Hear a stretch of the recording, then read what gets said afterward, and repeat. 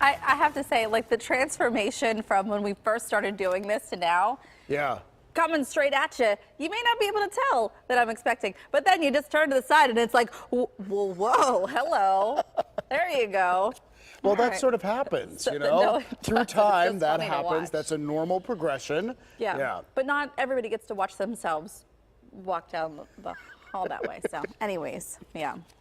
There you go. Hey, we kind of matched today, and this was totally by accident. Your earrings and my tie.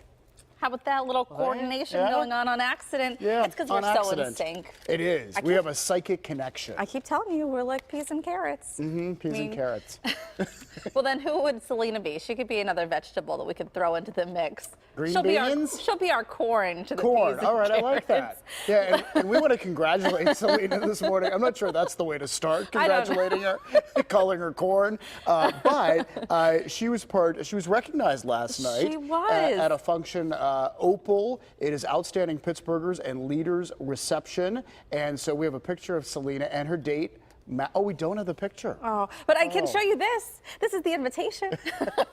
And there's so many wonderful faces here of people who have been recognized prior to this. And Selena was recognized. So we are proud of Selena. And she wore a beautiful red dress last night. Was it a dress or a jumpsuit? Oh, it was a jumpsuit. Okay, she told me she would be wearing a jumpsuit, so I thought. Okay. Yeah.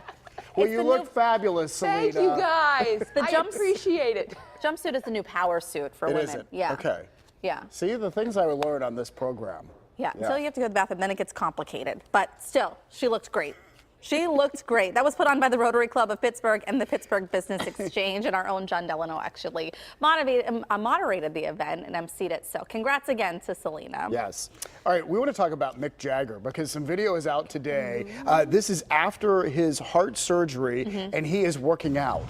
And so it is clear, look at this, it is clear he still has moves like Jagger. I can't get this song out of my head, can I tell you? Got the moves like Jagger.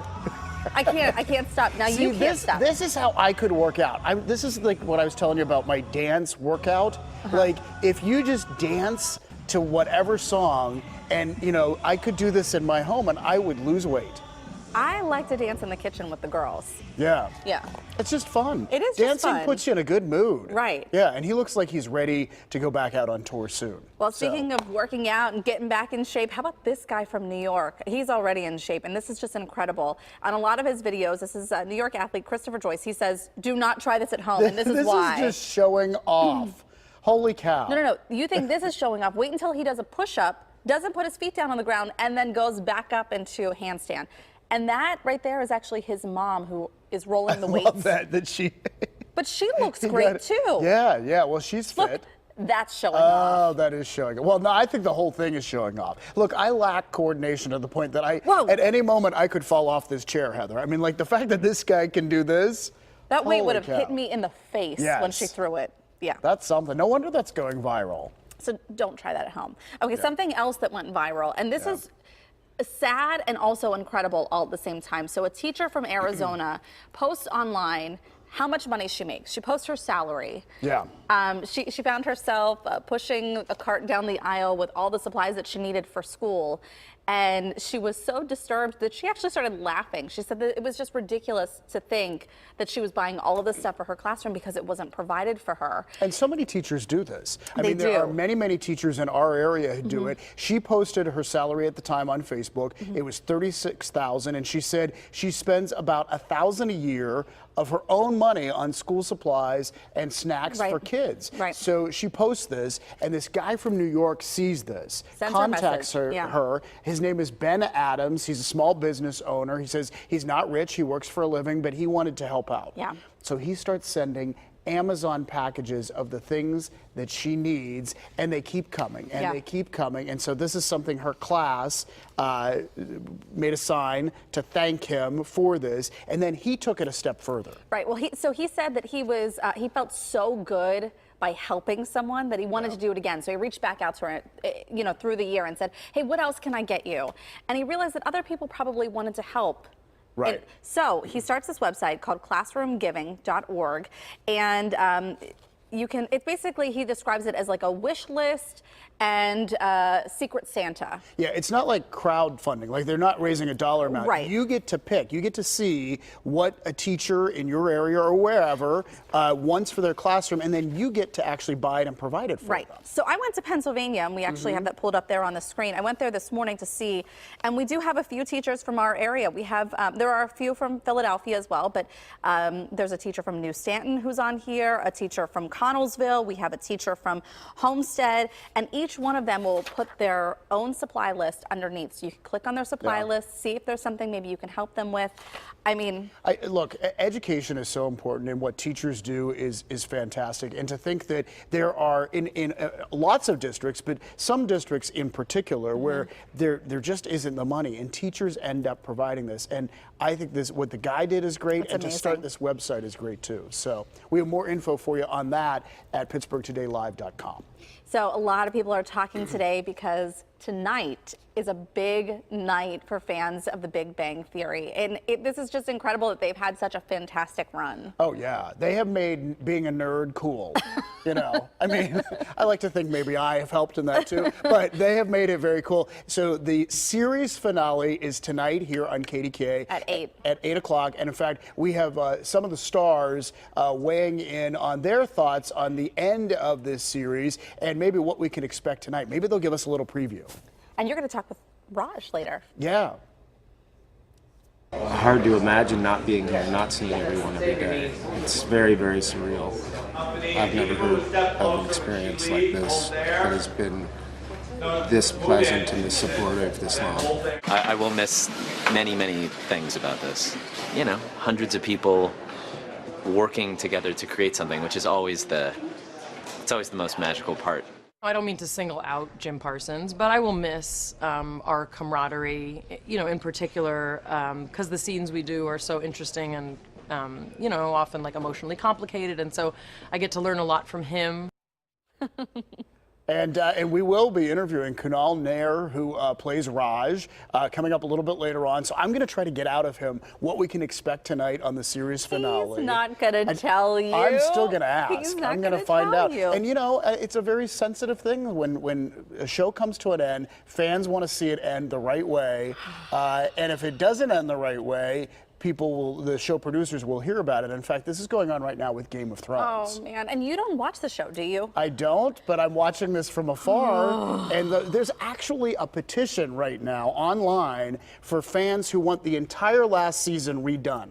They want it redone. They want it redone. They are so unhappy with how this show is wrapping up. You are a fan of this show, right? We love it. And the hardest thing for me is that because I have to come into work so early in the morning, I don't get to watch it the night that it airs. So we have to wait. So I have to kind of avoid all of the chatter on social media until I can finally get to it. So we actually watched the episode. We finished it last night.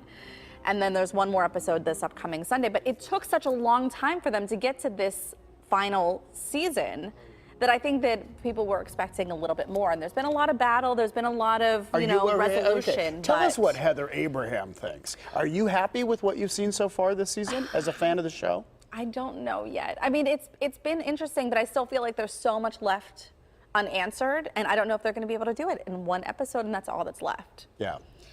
So we shall see. Fingers Sunday. crossed. Fingers crossed. But a lot of people have made money from the shooting of this series, and so they're kind of sad to see it go. We see this happen here in Pittsburgh when we have a movie come to town, and it's, you know, big business boom for people. Well, it is boosted tourism. Right. And so all of that, I guess, will come to an end, perhaps, or at least not as much of it. Right. Yeah. So. Sad to see it end. It is a sensitive thing when a show ends, and you know, and the Bar of Thrones is something else that's going on in Pittsburgh. We told you about before. And they'll be almost through the finale, right? This is a bar here in the Pittsburgh area, and donations in this bar go to a very worthy cause. It's I Carry My Sister's Heart. It is a local nonprofit that helps families that are dealing with cancer. So this has been open during the last season here.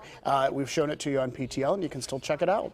Through the end of this season, which is this which is this Sunday.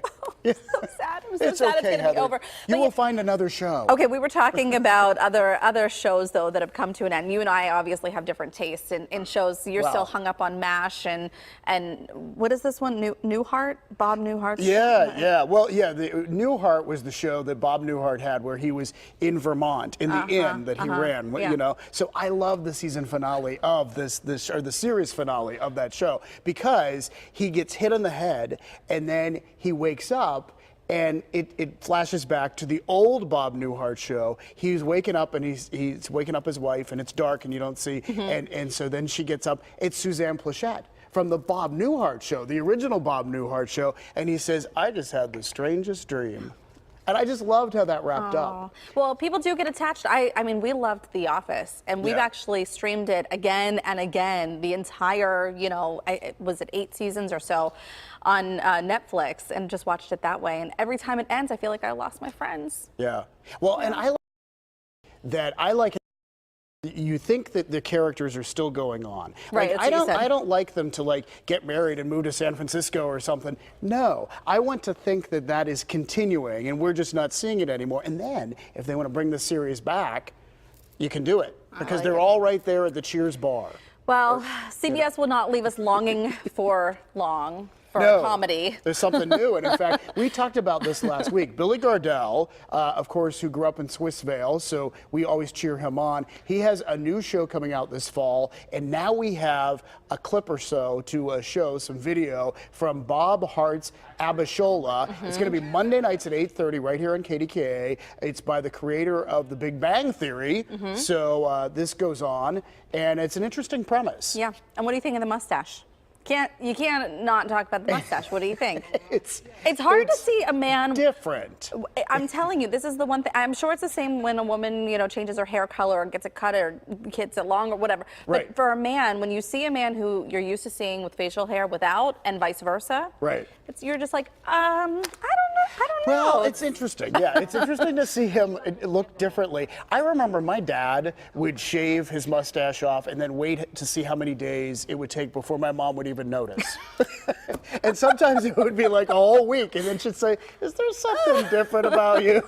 So see, yeah. I feel like I would notice that. You would right notice. away. Okay. Yeah. Sometimes Frankie likes to grow a mustache just to creep me out. So Okay. Every Which once in a gives me while. insight into how you feel about mustaches. Yikes.